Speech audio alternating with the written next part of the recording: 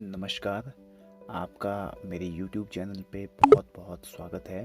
तो आज हम कक्षा 7 की NCERT की पुस्तक सामाजिक अध्ययन हमारा पर्यावरण के पाठ 6 प्राकृतिक वनस्पति एवं वन्य जीवन को पढ़ने जा रहे हैं। सलीमा अपने ग्रीष्म शिविर से बहुत उत्साहित थी। अपने सहपाठियों के साथ वह हिमाचल प्रदेश में मनाली देखने गई थी। उसे सब स्मरण था कि बस जैसे जैसे चढ़ाई पर जा रही थी तो वह स्थलाकृति एवं प्राकृतिक वनस्पति के बदलते रूपों को देखकर कितनी हैरान हो रही थी। गिरिपाद में स्थित साल एवं सागवान के घने वन धीरे धीरे अदृश्य हो गए तथा पर्वत की ढलानों पर पतली नुकीली पत्तियों तथा शंक्वाकार वितान लंबे वृक्ष दिखने लगे। उसे पता चला कि वे शंकुधारी वृक्ष थे। लंबे वृक्षों पर खिले लाल लाल फूलों पर उसका ध्यान गया। वे रोडोडेंड्रॉन के फूल थे। मनाली से आगे रोहतांग दर्रे तक के रास्ते में उसने देखा कि भूमि छोटी छोटी घास एवं कुछ स्थानों पर बर्फ से ढकी थी। सलीमा के अवलोकन से हम अनुमान लगा सकते हैं कि स्थल की ऊंचाई एवं वनस्पति की विशेषताएं एक दूसरे से संबंधित हैं। ऊंचाई में परिवर्तन के साथ साथ जलवायु में परिवर्तन होता है तथा इसके कारण प्राकृतिक वनस्पति में भी बदलाव आता है। वनस्पति की वृद्धि तापमान एवं नमी पर निर्भर करती है। इसके अलावा यह ढाल एवं मिट्टी की परत की मोटाई जैसे कारकों पर भी निर्भर करती है। तो बेटा, जैसे इस पाठ की शुरुआत होती है, सलीमा अवलोकन करती है कि जैसे जैसे जो ऊंचाई बढ़ रही है तो वनस्पतियों का जो स्वरूप है वो भी बदलता है। जैसे जैसे हम ऊंचाई पे जाते हैं तो वैसे वैसे जो वनस्पतियां हैं वो बदलती जाती हैं। तो वनस्पति की जो वृद्धि है वो किन किन कारकों पे निर्भर करती है? वो निर्भर करती है तापमान, नमी, ढाल और मिट्टी की परत की मोटाई। इन कारकों पर जो है इसकी वनस्पति की वृद्धि निर्भर करती है। इन घटकों में अंतर के कारण किसी स्थान की प्राकृतिक वनस्पति की सघनता एवं प्रकार में भी परिवर्तन होता है। आमतौर पर प्राकृतिक वनस्पति को निम्न 3 मुख्य श्रेणियों में वर्गीकृत किया जाता है। तो प्राकृतिक वनस्पतियों की 3 मुख्य श्रेणियां हैं। नंबर 1 है वन, जो वृक्षों के लिए उपयुक्त तापमान एवं परिपूर्ण वर्षा वाले क्षेत्रों में उगते हैं। इन कारकों के आधार पर सघन एवं खुले वन विकसित होते हैं। तो नंबर 1 जो कैटेगरी है वो है वन। नंबर 2 है घास स्थल। तो घास स्थल क्या होते हैं? जो मध्यम वर्षा वाले क्षेत्र में विकसित होते हैं। जहां मध्यम सी वर्षा होती है वहां पर ये घास स्थल विकसित होते हैं। और तीसरी जो कैटेगरी है वो है कांटेदार झाड़ियाँ। कांटेदार झाड़ एवं झाड़ियाँ केवल शुष्क क्षेत्रों में ही पैदा होते हैं। तो आपने ये 3 जो कैटेगरियाँ हैं ये याद रख लेनी है। सलीमा हिमालय की यात्रा का अपना यह अनुभव अपने पिता को बता रही थी। उसके पिता विश्व के विभिन्न स्थानों पर जा चुके थे। उन्होंने सलीमा को विभिन्न महाद्वीपों के विभिन्न भागों में पाई जाने वाली विविध प्रकार की वनस्पतियों के बारे में बताया। उन्होंने उपध्रुवीय प्रदेशों में शंकुधारी वन, रेगिस्तानों में कांटेदार झाड़ियों, आर्द्र प्रदेशों में घने उष्णकटिबंधीय दृढ़ काष्ठ वनों के बारे में कई अन्य जानकारियां दी। सलीमा समझ गई कि हिमालय के क्षेत्रों में लगभग सभी प्रकार की वनस्पतियां पाई जाती है जो भूमध्य रेखा से ध्रुव की ओर जाने पर मिलती है। प्राकृतिक वनस्पतियों के प्रकार में बदलाव का मुख्य कारण जलवायु का बदलाव है। आइए हम विश्व की विभिन्न प्रकार की प्राकृतिक वनस्पतियों, उनके गुण एवं वहां प्रवास करने वाले वन्य जीवों की जानकारी प्राप्त करें। तो अब हम इन प्राकृतिक वनस्पतियों के जो विभिन्न प्रकार हैं उसके बारे में विस्तार से जानकारी हासिल करेंगे। वन, उष्णकटिबंधीय सदाबहार वन।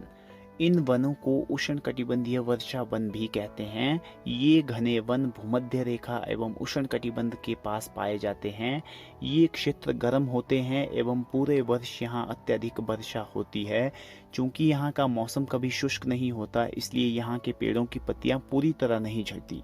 इसीलिए इन्हें क्या कहते हैं? हम सदाबहार कहते हैं। सदाबहार यानी जिनमें 12 महीने जो है पत्तियां रहती है। काफी घने वृक्षों की मोटी वितान के कारण दिन के समय भी सूर्य का प्रकाश वन के अंदर तक नहीं पहुंच पाता है। आमतौर पर यहाँ दृढ़ काष्ठ वृक्ष जैसे कौन कौन से? रोजवुड, आबनूस, महोगनी आदि पाए जाते हैं। ये उष्णकटिबंधीय सदाबहार वनों के प्रकार हैं, वृक्ष जो उसमें पाए जाते हैं। तो हम पहले समझते हैं कि उष्ण कटिबंधीय आखिर हुआ क्या। जैसे बेटा ये हमारी पृथ्वी है, ये इसकी भूमध्य रेखा है, तो यहाँ से 23.5 डिग्री उत्तर में कर्क रेखा और 23.5 डिग्री दक्षिण में जो है मकर रेखा है। ठीक है, तो ये जो क्षेत्र है इसे हम क्या कहते हैं, उष्ण कटिबंधीय क्षेत्र कहते हैं। तो इन क्षेत्रों में जो है उष्ण कटिबंधीय सदाबहार वन पाए जाते हैं। ठीक है, जैसे ये यहाँ पर उष्ण कटिबंधीय सदाबहार वनों के चित्र जो है दिखाया गया है। एनाकोंडा विश्व का सबसे बड़ा सांप उष्ण कटिबंधीय वर्षावन में पाया जाता है, ये बात आपने ध्यान में रखनी है। फिर है उष्ण कटिबंधीय पर्णपाती वन। तो पर्णपाती यानी जो अपने पत्ते जो है गिरा देते हैं, नाम से ही स्पष्ट है। उष्ण कटिबंधीय पर्णपाती वन मानसूनी वन होते हैं जो भारत, उत्तरी ऑस्ट्रेलिया एवं मध्य अमेरिका के बड़े हिस्सों में पाए जाते हैं। इन क्षेत्रों में मौसमी परिवर्तन होते रहते हैं। जल संरक्षित रखने के लिए शुष्क मौसम में यहाँ के वृक्ष पत्तियां झाड़ देते हैं। वेरी इंपॉर्टेंट कि जल को कंजर्व करने के लिए, संरक्षित रखने के लिए शुष्क मौसम में जो है यहाँ के पेड़ अपनी पत्तियों को झाड़ देते हैं। इन वनों में पाए जाने वाले दृढ़ काष्ठ वृक्षों में साल, सांगवान, नीम और शीशम जो है मुख्य वृक्ष हैं। दृढ़ काष्ठ वृक्ष फर्नीचर, यातायात एवं निर्माण सामग्री बनाने के लिए बहुत उपयोगी होते हैं। इन प्रदेशों में आमतौर पर पाए जाने वाले जानवर हैं बाघ, शेर, हाथी, गोल्डन लंगूर एवं बंदर।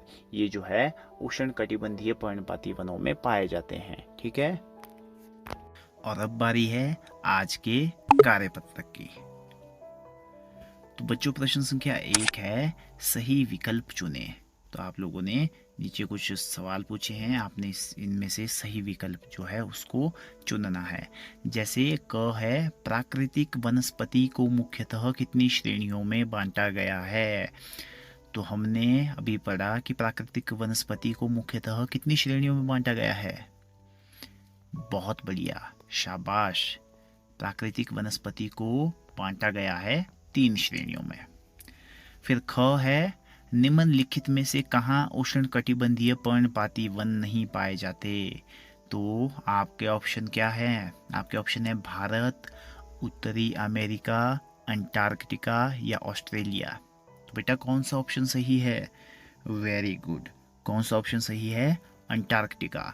सबसे बड़ा दिन कब होता है? तो ये तो आपको ऐसे भी पता होना चाहिए, ये तो एक सामान्य ज्ञान का प्रश्न भी है। सबसे बड़ा दिन होता है, कब होता है?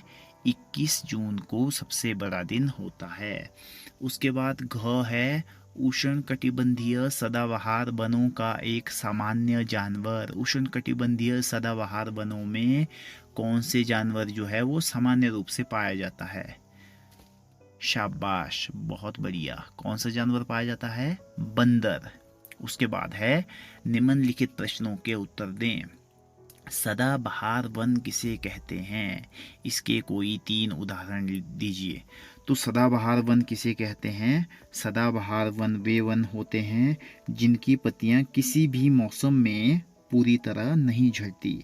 इन वृक्षों पर हर मौसम में पत्ते होते हैं।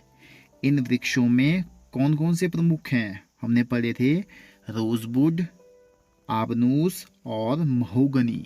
ये जो है इन वनों में मुख्य रूप से पाए जाते हैं वृक्ष। ठीक है, उसके बाद है उष्ण कटिबंधीय पर्णपाती वन क्या होते हैं। तो इसके बारे में भी हमने पढ़ा था कि उष्ण कटिबंधीय पर्णपाती वन ऐसे वन होते हैं जो शुष्क मौसम में अपनी पत्तियां गिरा देते हैं। उष्ण कटिबंधीय पेटी में ये पाए जाते हैं। इनके कोई 3 उदाहरण दे। तो बेटा इसके 3 उदाहरण ये आप लोगों को खुद करना है। ठीक है, ये आपका खुद का काम है। इनके कोई 3 उदाहरण ये आप लोग खुद इसको करेंगे। ग है उष्ण कटिबंधीय पर्णपाती वन शुष्क मौसम में अपनी पत्तियां क्यों गिरा देते हैं? उष्ण कटिबंधीय पर्णपाती वन शुष्क मौसम में अपनी पत्तियां इसलिए गिरा देते हैं ताकि जल को संरक्षित रखा जा सके। ठीक है, जल की कमी को पूरा किया जा सके। इसीलिए जो उष्ण कटिबंधीय पर्णपाती वन है वो शुष्क मौसम में जो है अपनी अपनी पत्तियों को गिरा देते हैं। तो इस तरह से ये कार्यपत्रक यहीं समाप्त होता है। कल आपके साथ मुलाकात होगी एक नई वीडियो में। तब तक के लिए जय हिंद, जय हिमाचल।